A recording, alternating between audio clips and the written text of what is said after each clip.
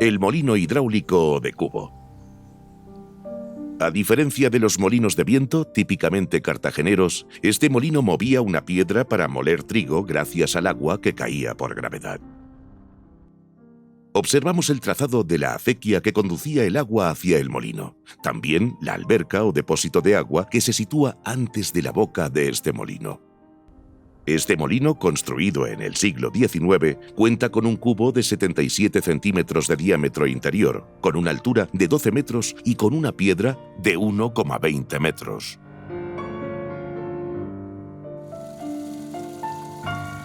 La fuente del Cañar. El acceso a las fuentes de agua justifica el asentamiento de la población en un lugar. Frente a esta fuente encontramos la antigua ermita de la Virgen de la Luz, en cuyo entorno se celebra la romería del Cañar el primer domingo de enero posterior a la Navidad. En la pedanía del Cañar, Rambla arriba, encontramos la nueva ermita, construida en 1970. Esa fuente explica la existencia de un asentamiento romano en esta zona. Las aguas del Cañar aparecen citadas desde el siglo XVI en documentos que hacían referencia a la Diputación de los Puertos y a la existencia de boles de pescadores en Isla Plana. En el siglo XVII existen documentos sobre la concesión de estas aguas para el riego a un propietario de Campillo de Adentro, ya en la Diputación de Perín. De esta fuente partiría el agua que permitía el uso del molino de cubo harinero que vimos al inicio de la Rambla. También en el siglo XIX se canalizó agua de esta fuente hacia una fábrica de ladrillos situada en Isla Plana. A estos usos se suma el uso como agua de riego para los campos aledaños.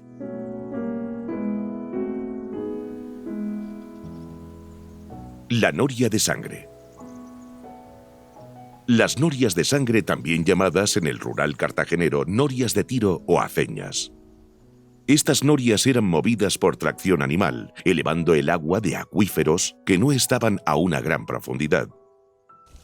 En épocas de lluvia es habitual observar el agua que emerge en el lecho de la Rambla.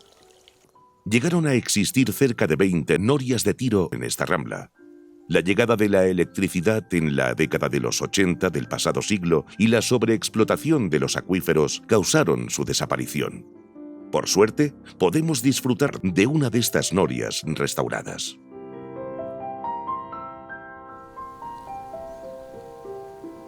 Las vistas de Peñas Blancas. Este macizo aparece como referencia en este y otros recorridos por el oeste de Cartagena. Sus 600 metros de altura convierten a este macizo en el punto más alto del municipio de Cartagena. El macizo es un espacio para la práctica de la escalada.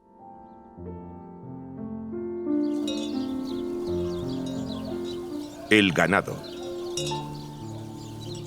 En nuestro recorrido lo encontramos estabulado cuando abandonamos la Rambla del Cañar y ascendemos hacia el Collado de la Cruz. También lo encontramos pastando cuando nos acercamos a Tallante. Los quesos de Tallante han alcanzado una gran reputación. Puedes adquirirlos o degustarlos en la localidad de Tallante.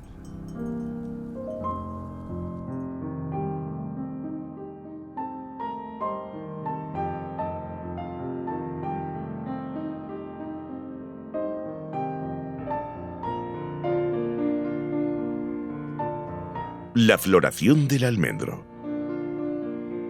Atendiendo a la variedad de la almendra, encontramos distintas coloraciones, destacando el color blanco de la flor o el color rosáceo.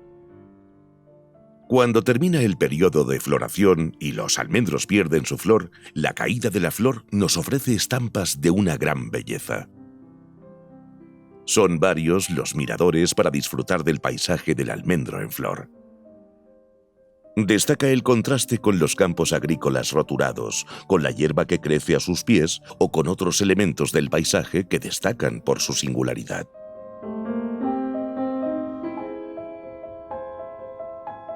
El garbancillo de Tallante. Hasta el año 2003 esta planta se creía extinta. Es el biólogo Sergio Martínez Mendoza quien la encuentra cuando practicaba ciclismo de montaña por el oeste de Cartagena. Desde entonces existe un proyecto de custodia del territorio que gira alrededor de esta planta herbácea endémica de Cartagena. Observamos la reintroducción del garbancillo de tallante en la proximidad de la vieja escuela antes de llegar al molino de Casas Altas.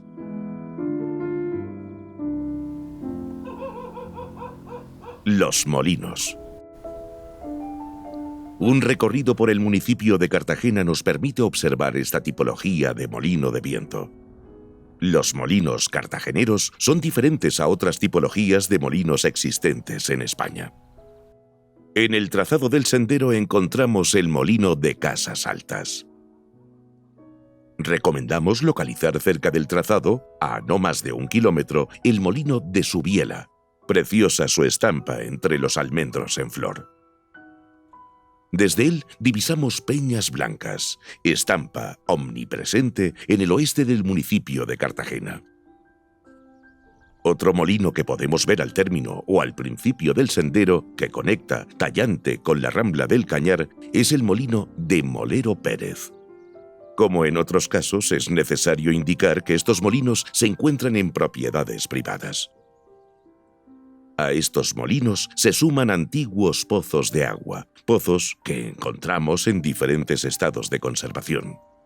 Los elementos relacionados con el aprovechamiento del agua son una constante en un territorio caracterizado por su aridez.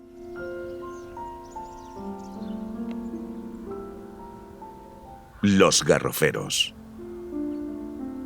Del algarrobo o garrofero se obtiene la algarroba o garrofa, fruto del que se obtiene la pulpa como aditivo para piensos. También se investiga acerca de su uso para consumo humano, destacando su uso como sustituto del azúcar. A este aprovechamiento sumamos su valor medioambiental, siendo una especie que se adapta a un clima árido, fijando el suelo, evitando la erosión y fijando CO2. Además, ofrece una sombra generosa. El garrofero, denominación acostumbrada de este árbol en Cartagena, salpica el paisaje del rural cartagenero, estando muy presente en este sendero. Algunos ejemplares resultan monumentales.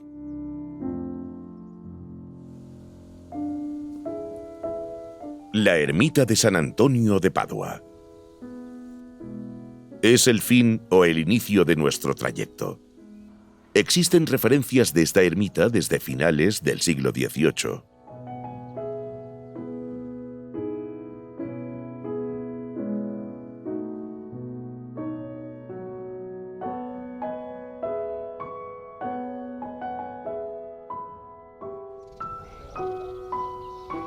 Ermita de los Puertos de Santa Bárbara.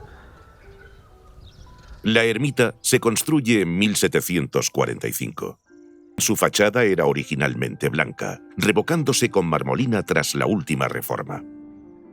Es Santa Bárbara la imagen que se venera en esta ermita, posiblemente por el pasado minero de la población.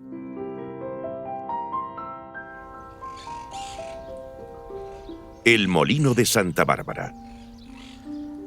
Desde el mismo camino que divisamos la ermita de los Puertos, observamos el viejo molino de Santa Bárbara. Como en el caso de otros molinos harineros, se ubica en una loma donde aprovechaba el viento para activar una maquinaria que permitía moler el trigo en una piedra de cantería. Como en el caso de otros molinos de Cartagena, solo cuenta con los muros de mampostería. Tras girar a la izquierda, al dirigirnos al Museo Etnográfico, encontramos otra vista del molino de Santa Bárbara.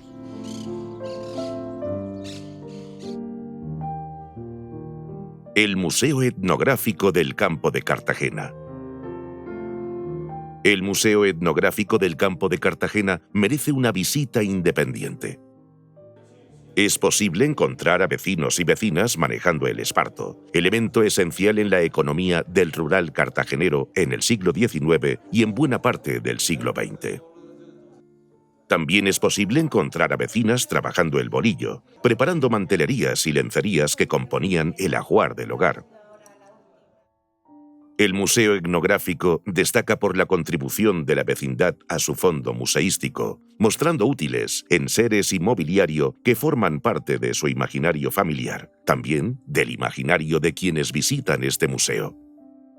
La vida y el trabajo, siempre indisolubles en el medio agrario, quedan reflejados en este espacio que sigue siendo un lugar de encuentro. Abandonamos el museo, no sin antes aprovechar la sombra de la Porchá.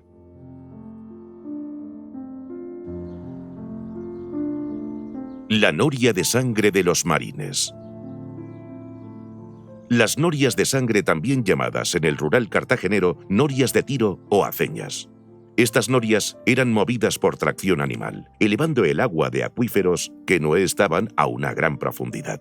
Esta noria de sangre está restaurada, encontrando imágenes que nos permiten ver su funcionamiento, tirada por una mula.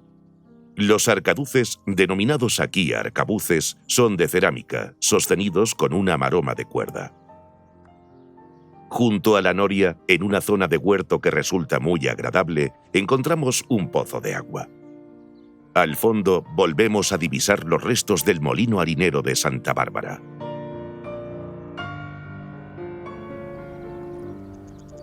El volcán del Cabezo Negro de los Pérez. Violentas erupciones de lava expulsada a gran altura se dieron hace 2,6 millones de años al oeste de Cartagena, en los episodios volcánicos más recientes en el territorio de la región de Murcia, formando los volcanes más jóvenes del sureste de la península. El Cabezo Negro de los Pérez es la estructura volcánica más importante y compleja dentro del campo volcánico basáltico de Cartagena, en la que se observan claramente dos etapas eruptivas sucesivas, que en ambos casos presentan una formación piroclástica inicial, seguida de una colada de lavas basálticas.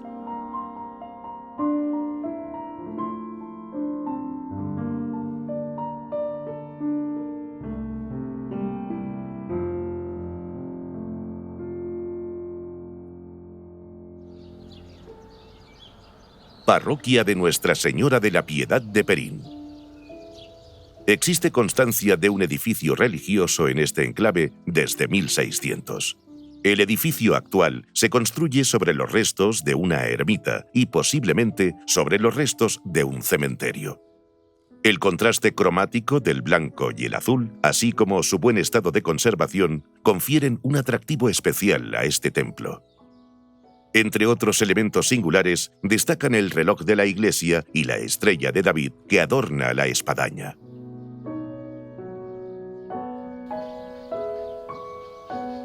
El Pozo Comunal de Perín.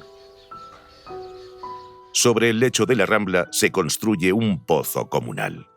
El pozo cuenta con 2 brocales y un travesaño de madera que sujeta la rueda, que a modo de garrucha facilita el paso de la cuerda a la que se ataba el cubo. En este entorno observamos vestigios de los espacios de vida de esta pedanía. Si nos fijamos en el zócalo de piedra que está sobre la puerta, podemos distinguir la palabra carnicería.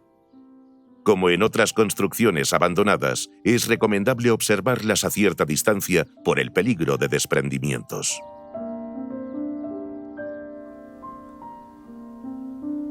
Las construcciones vernáculas. Subiendo por la Rambla de los Barbastres, encontramos una casa de labor, una casa tradicional del campo de Perín. Como en el caso de otras construcciones vernáculas, resulta recomendable observar la construcción a cierta distancia, ante el peligro de cualquier desprendimiento. Estas casas de labor configuraban un hábitat disperso, conforme al patrón de una agricultura y una ganadería extensivas. Gracias al panel dispuesto en el sendero, distinguimos la disposición de la casa para el uso familiar. Una entradica, varias habitaciones, un comedor, un cuarto de arcas y cofres, una cocina con hogar y horno. El patio servía de corral, disponiendo de conejeras y palomar, una cuadra con su cuartico para los aparejos, un pajar granero para el uso familiar y una cochinera ocupaban la parte trasera de la casa. Por último, un porche o porchá servía de aparcamiento al carro y ofrecía el pesebre para las cabras. En el exterior, el aljibe servía para recoger el agua, el pozo para elevarla y la era para trillar y aventar el cereal. Una generosa primavera verdea los bancales que perviven gracias a las pedrizas, estructuras de piedra seca que servían para fijar el terreno y para un mayor aprovechamiento del agua.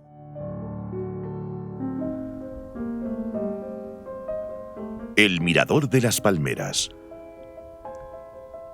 Al Mirador de las Palmeras podemos ascender tras subir por la Rambla de Barbastres, o podemos hacerlo desde la Rambla de los Jarales, tras alcanzar el sector de captación de aguas de la Casa de los Pinos. Desde el mirador pueden observarse las sierras litorales de Cartagena, también desde los tramos de los senderos por los que ascendemos o descendemos.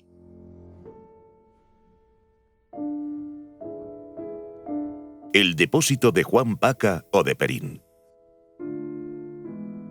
El depósito de Juan Paca o de Perín recogía las aguas superficiales del barranco de Sajena y de los Jarales, también las que por galerías bajo el lecho de la Rambla conducían el agua desde el barranco del Charco y las Casas del Pino, donde se encuentra uno de los sectores de captación de agua. A estas aguas se sumaban las procedentes de la escorrentía de la ladera bajo la que se ubica, dirigida hacia el depósito mediante una serie de muretes.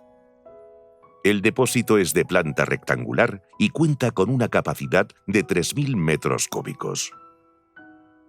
Si subimos Rambla arriba, podemos ver el dique de la Rambla de Sajena.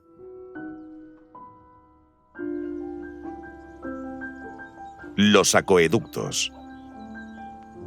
El sendero circular de Perín muestra el sistema de captación de agua anterior a los canales de Taivilla, solución empleada desde mediados del siglo XX para llevar el agua a la ciudad de Cartagena.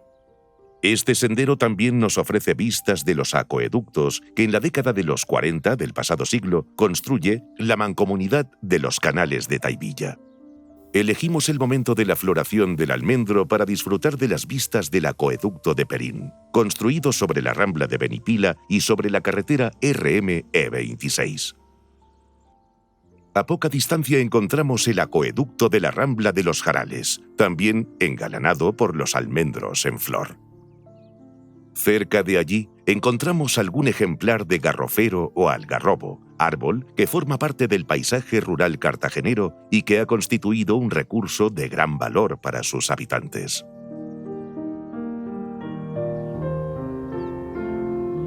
El Molino de la Corona. El Molino de la Corona era un molino de viento para triturar cereal.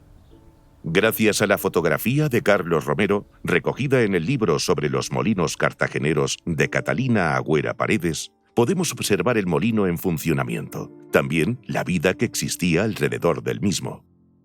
La fotografía nos permite distinguir los siguientes elementos: el fraile, el botalón, el chapitel, los palos, los tirantes, la puerta entablada con travesera, las velas o trapos. Como en otros molinos del rural cartagenero, solo queda el cuerpo inferior, formado por un muro de carga de mampostería que suele usar mortero de cal y arena para una mayor consistencia.